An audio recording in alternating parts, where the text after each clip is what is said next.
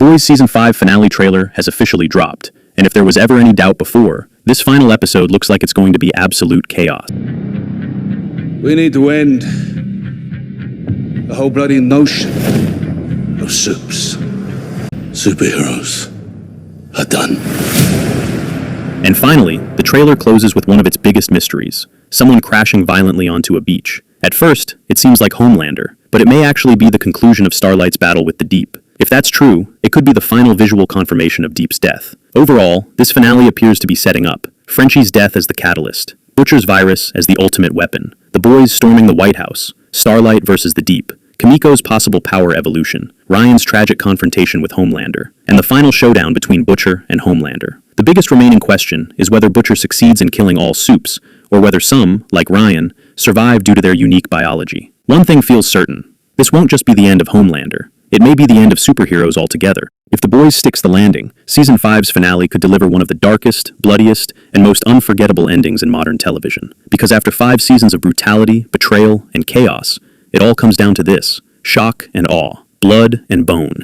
After everything this season has built toward, Episode 8 seems focused on one thing above all else: the final collision between Butcher and Homelander, a war that has been brewing since the very first episode of the series. The trailer opens with Butcher, Huey, Starlight, and the surviving members of the Boys regrouping in secret after Homelander exposed their base and Frenchie's devastating death. With Frenchie gone, the team is emotionally shattered, but they're not finished, not even close. In fact, Frenchie's final work may become the key to everything. The virus is back. This new strain could potentially wipe out every soup on Earth, bringing an end not just to Homelander, but to the entire concept of superheroes forever. That's always been Butcher's true mission.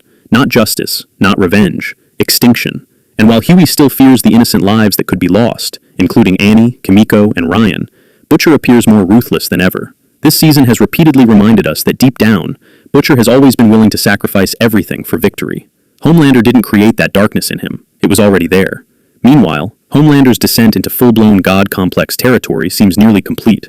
Operating out of what appears to be the White House, Homelander is preparing for something massive, possibly a public declaration of himself as humanity's ultimate ruler. With "Oh Father," and the Deep visibly terrified around him, it's clear even his closest allies are beginning to realize how unstable he has become.